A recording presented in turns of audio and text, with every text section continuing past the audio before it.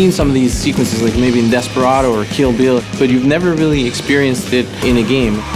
The vibe of the game is really visceral, really fast-paced and bloody and gritty. It really gets down to the core of the action. If you saw that on the street, you'd be horrified and calling 911 and not going to work the next day.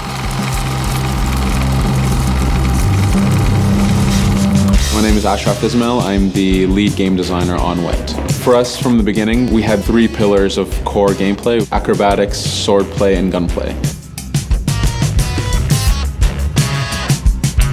That's where the ideas of shoot anytime, anywhere came from, being able to use the sword from any move. It all came from that concept, that vision of these 3 systems are actually one system.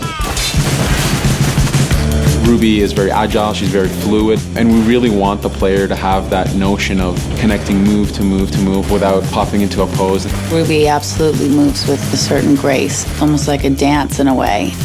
She has her 2 pistols and her samurai sword. She can dive, she can slide, she can wall run, she can eject with the sword off the wall run. She's got the 3-hit combo with the sword.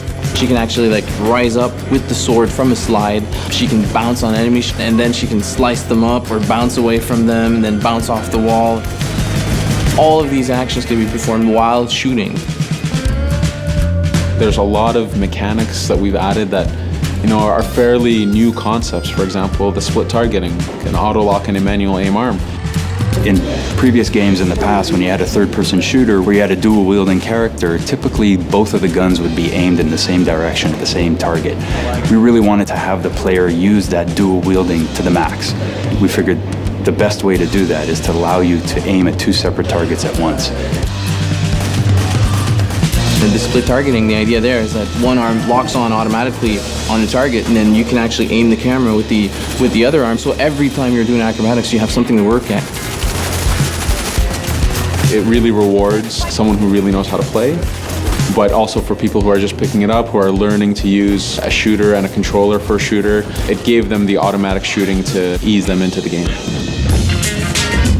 Really the focus of our game is never stopping, putting those actions together and just shooting all the time. If you stop, you're kind of dead in this game.